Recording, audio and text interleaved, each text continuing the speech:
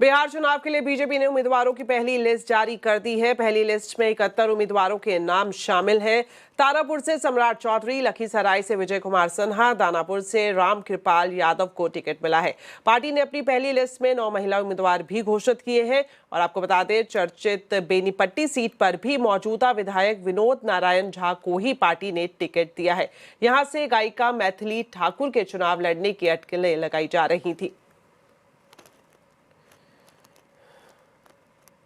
तो बिहार चुनाव में चल रही उठापटक पर अब डिटेल्स के साथ बातचीत करने के लिए सीधा जुड़ते हैं रजनीश कुमार से। तो रजनीश, आपसे जानना चाहेंगे, जिस तरह से हमने दर्शकों को बताया है कि बीजेपी ने पहली लिस्ट जारी कर दी है, लेकिन एनडीए में सीटों के बंटवारे के बाद भी पार्टियों के बीच मनमुटाव देखने को मिल रहा है। और वहीं दूसरी तरफ अगर हम महागठबंधन की बात करें तो यहाँ सीटों का बंटवारा कब तक होने की उम्मीद है?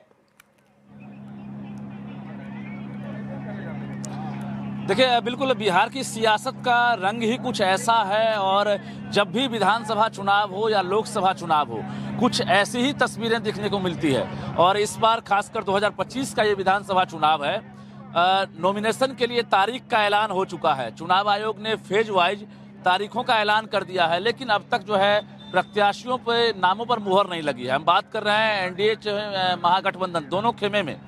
सबसे पहले तस्वीर जरा आपको दिखाते हैं। शाम का वक्त है और सीएम नीतीश कुमार के आवास के बाहर का ये नज़ारा है। लगभग डी एरिया में तब्दील कर दिया गया है। सुबह से ही गहमा-गहमी है और लगभग 50 मीटर तक घेराबंदी कर दी गई है और पुलिस कर्मियों की तैनाती है, क्योंकि बड़ी संख्या में जो कार्यकर्ता हैं या नेता हैं वो यहाँ पहुँच रहे हैं। सुबह में गोपाल मंडल यहाँ पर धरने पर बैठे थे और उसके बाद कई तरह के कयास लगाए गए, लेकिन इस बीच बीजेपी ने प्रेस कॉन्फ्रेंस करके 71 प्रत्याशियों की सूची जारी कर दी, जिसके बाद कयासों पर फिलहाल विराम लग गया है। और इधर जेडीयू की तरफ से अगर बात करेंगे, औपचारिक घोषणा नहीं हुई है, लेकिन जेडीयू की तरफ से बारी बारी से जो प्रत्याशी हैं, जो वर्तमान सिटिंग विधायक हैं, उनको फोन करके बुलाया जा रहा है और सिंबल भी देने की बात कही जा रही है। तो अब तक जो खबर आ रही है, लगभग 10 से 11 जो प्रत्याशी हैं उनको सिंबल दिया गया है, जिसमें हमारे पास जो सूत्रों के हवाले से जो खबर आ रही है उसमें रामानंद मंडल हैं, नचिकेता मंडल हैं, राजकुमार सिंह हैं और राजगीर से कौशल किशोर हैं। जेडीयू ने इन लोगों को सिंबल दे दिया है। तो इसी प्रकार से बिहारीगंज से निरंजन राम को भी सिंबल मिल सकता है। तो सिंबल देने का सिलसिला लगातार जारी है।